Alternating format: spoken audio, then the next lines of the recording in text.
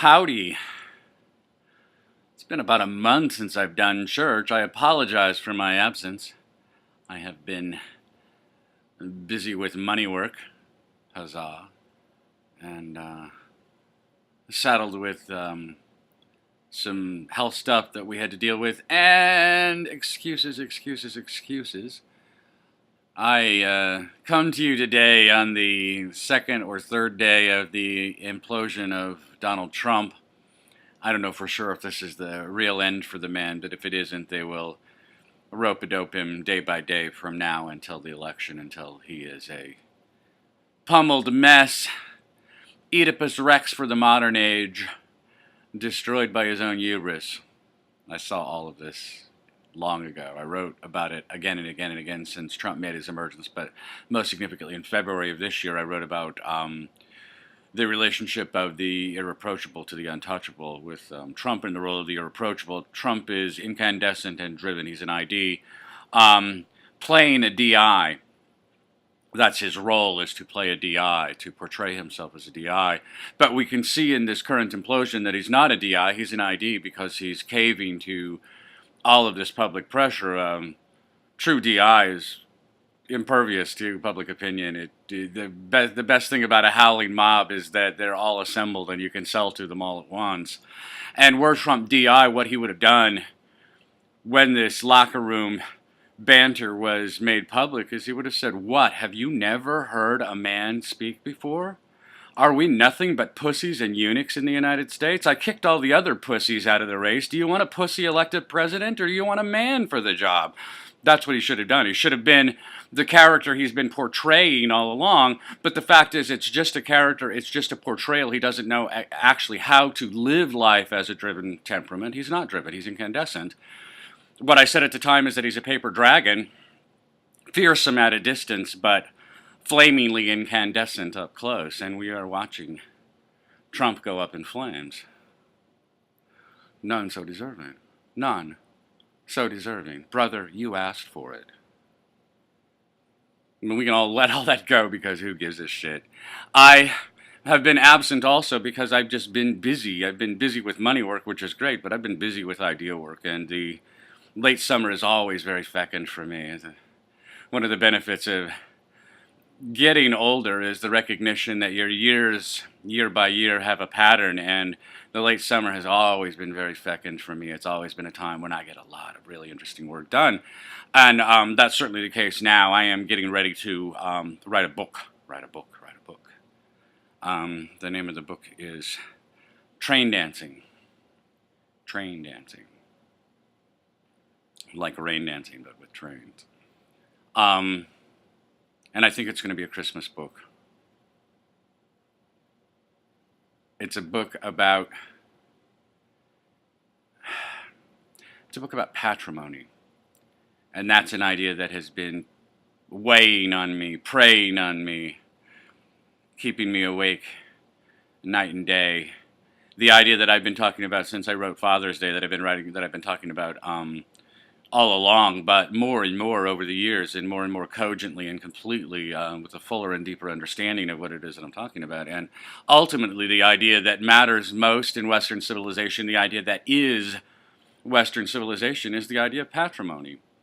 And we are apt to use the term patrimony when we talk about hereditament, things that can be inheritable assets like land or securities or jewels, or possibly political relationships, as in dynastic governments, but also in all sorts of informal political relationships. For instance, if you want to be one of the guys who drives the wheeled sofa, they transport people around the airport on a wheeled sofa, or one of the guys who handles the baggage when your taxi pulls up at the airport, and there are guys out there handling baggage, putting it down into the chutes to get it routed where it's supposed to go. If you want one of those jobs, you would better have an uncle who already has one. This is an avuncular relationship. This is for real. We're talking anthropology now. You went to the Church of Splendor. We hit Trump. We're talking anthropology. We're headed back toward more ideas about patrimony and other interesting ideas. But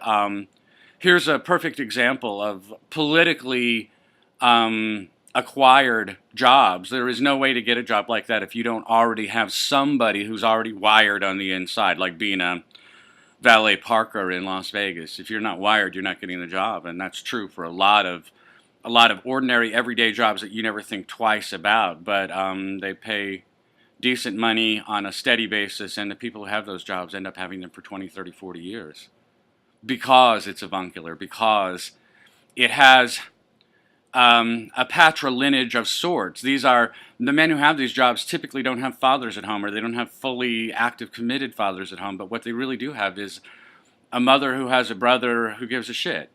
And every kid who makes it in this world has somebody in his life, yes, a woman necessarily, but usually a man, ideally his father, but often his uncle or his grandfather, sometimes unrelated men, often more than one man, leading that boy, leading that girl, leading that child to a better adulthood. And for black kids in big cities, it's often mom's brother, it's uncles, and it's an uncle network that drives these politically distributed jobs, these dynastically distributed jobs, jobs that nobody wants, nobody cares about except for the people who do, and the people who do, you got to have friends, you get to make it work. You got to have friends and family to make it work, or you'll never get that job.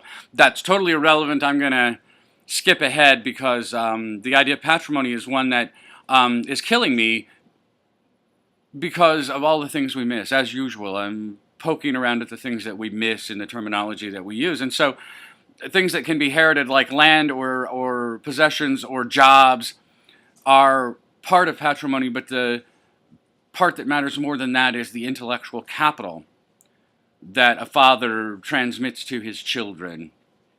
The intellectual capital that is uniquely male, that is based on the male perspective on the world. And remember, it's the father's job to be engaged with the world. It's mom's job to be engaged with the home. And it's dad's job to teach his children how to engage with the world. And that intellectual capital is part of the child's patrimony also.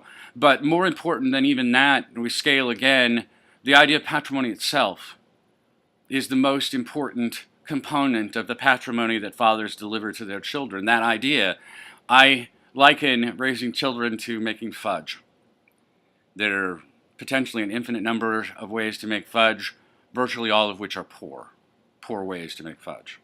You can't say there's any right way or wrong way to make fudge because that would be judgmental, but you can say there are better and worse ways, and we can judge better and worse by how avid people are to eat that fudge once it's made. And for most of the recipes of fudge that you might propose, no one will be willing to eat the end product. But of the recipes that are capable of producing actual food that some people at least are willing to eat some quantity of some of the time, you can rank in relative value those fudge recipes by how avid those people are to eat all of that fudge right now. And the less avid they are, the less beneficial, valuable that fudge recipe is. Now we have a rank ordering for fudge recipes. We can say, by means of an objective standard that we all agree is a potent and valuable standard, is truly objective, is the only standard by which fudge should be judged is whether or not people want to eat it. And the recipes that produce the fudge that people most want to eat, most consistently, most regularly, most reliably, most vanishingly, the fudge that people most want to make vanish, that's the best recipe. And the fudge recipe that produces the fudge that people least want to make vanish is the worst recipe. And now we can talk about styles of patrimony and evaluate them, because the very best style of fatherhood, very best style of parenthood, the very best style of adulthood should result in children who are better at being fathers, mothers, parents, adults than their own mothers and fathers were. That your goal as an adult is to produce children who are better at being an adult than you are, and their goal as adults is to produce children who are better at being adults than they are, etc., ad infinitum, down through the ages.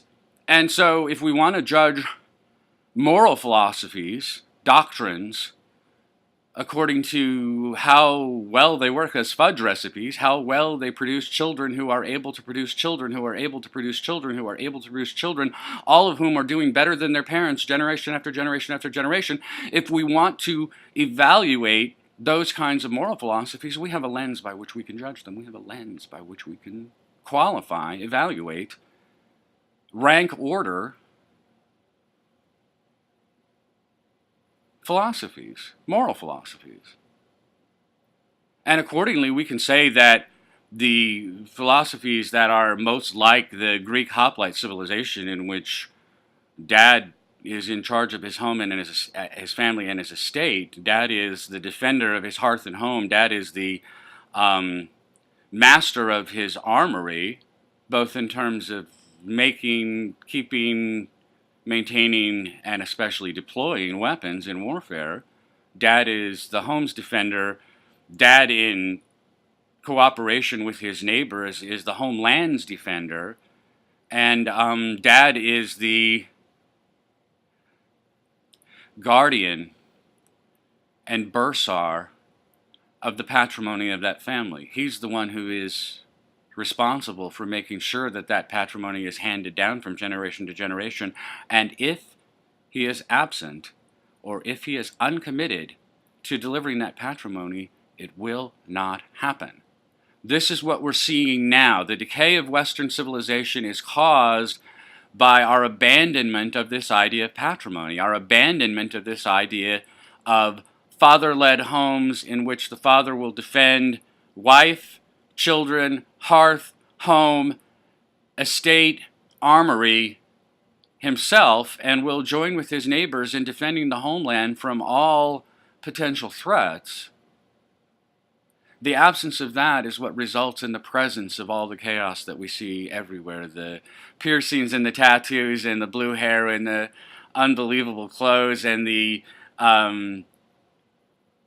exotic sexual costumery, but also, and much more tragically, the mating practices, the mating and dating practices, the indulgence of casual promiscuity, the evisceration of the parts of the emotional apparatus that make a committed lifelong relationship possible. We destroy, our children destroy, as they mature into their sexuality, they destroy their ability to become good marriage partners and accordingly to become good parents. They destroy their capacity for storgic love.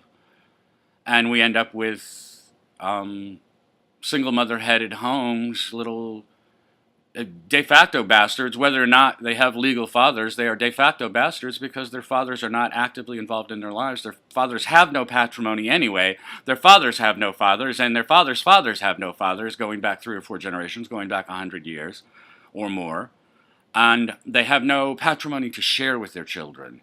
Even if they are trying to do their best, they have no idea what their patrimony is or should be or could be.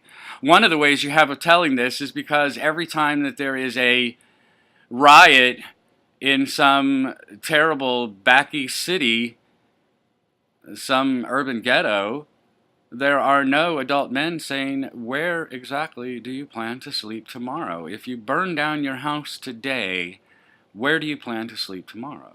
This is a very fatherly question. This is exactly the kind of question your dad used to ask you, and you would squirm and squirm and squirm, and you wouldn't say shit because you didn't have an answer. And there is no one saying that to our young men today. The lower they are on the economic food chain, the less likely they are to have good fathers around. But even to the extent that our children are growing up with fathers who are doing their best, even then they lack the tools to deliver the kind of patrimony that was common when I was a boy 50 years ago. Common. It was expected. It was de rigueur. It was what was normal. And the underfathered situation, I was raised without a father at home. The underfathered situation was the rare situation. And now it is by far the most common situation. And in being so common, it is destroying Western civilization. There is nothing left of men or manliness. But much more important, there is nothing left of that fierce and fearsome defender of hearth and home and homeland. There is no man left in the house to defend from marauders. And when the marauders come, I made this joke earlier this week, when the marauders come, I hope to God they're cannibals because I'd hate to see all that meat go to waste. I give you happier days. This is the Church of Splendor, and we are all about better, happier days. I give you happier days by thinking about that one idea, patrimony. I will get to the ideas on cargo cult stuff in due course, either at church or by means of the book, because I want to talk about it there. We have a brand new verb that we invented called shaling, and I'll give you a quick and dirty definition of shaling. Shaling is the propitiation of a cargo cult god. That's what shaling is. Everything that you do in order to propitiate the god of a cargo cult is shaling. That's to shale. That's the verb.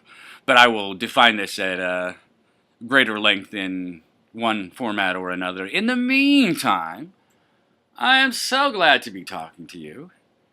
We are a month out from this idiotic election, and I will give you a voting strategy. I am sick to death of hearing other people tell me how to vote. I don't vote. Voting is enslaving my neighbors. I choose not to do it. I do something else instead, and you can ask me about it if you want to. But if you want to know what to do about this idiotic election without supporting an idiot, because all four of the major candidates are idiots, some worse than others, but they're all idiots, and they're all psychopaths in one way or another. They're all megalomaniacs. They wouldn't be running for president if they weren't. Mere fact that you want the job disqualifies you for any job, including babysitter. You are automatically disqualified because you're sick, you're crazy, you're nuts. But in any case, if you do not want to soil yourself by voting in this election, or at least by voting in the presidential election, I will give you a voting strategy that makes sense to me.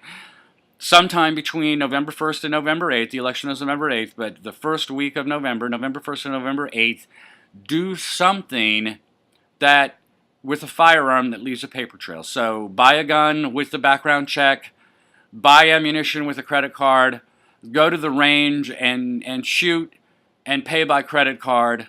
Do something with a firearm that leaves a paper trail. And normally I would not advocate leaving a paper trail if you have a choice. In any transaction where you could do the transaction without leaving a paper trail, I favor no paper trail.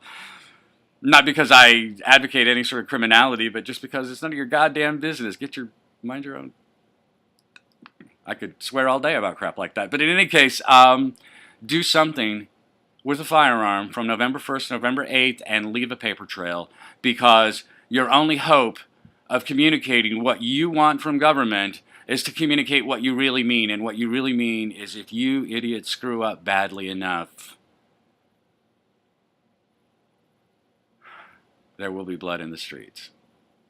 I am armed and dangerous. Don't tread on me. And if that's what you want to communicate to your supposed overlords, to your ruling class, if that's what you want them to know about you, then the way to communicate that fact is by leaving a paper trail when you do something with your firearm the week before the election. Let them know how you really vote. You vote for yourself, you vote for your spouse, you vote for your family, you vote for your stuff, and you vote for your neighbors when they deserve your loyalty and not otherwise. But you vote with your own armory and in no other way, with your own blood, with your own will and your own warfare. Play with me and we'll both get burned. And that's the message you want to communicate, and that's the way to communicate it. This is the Church of Splendor. I will endeavor to be more scrupulous in communicating my deep insights to my vast audience of dozens, but in the meantime, I am so grateful that you gave me your time today, and I will talk to you sometime soon.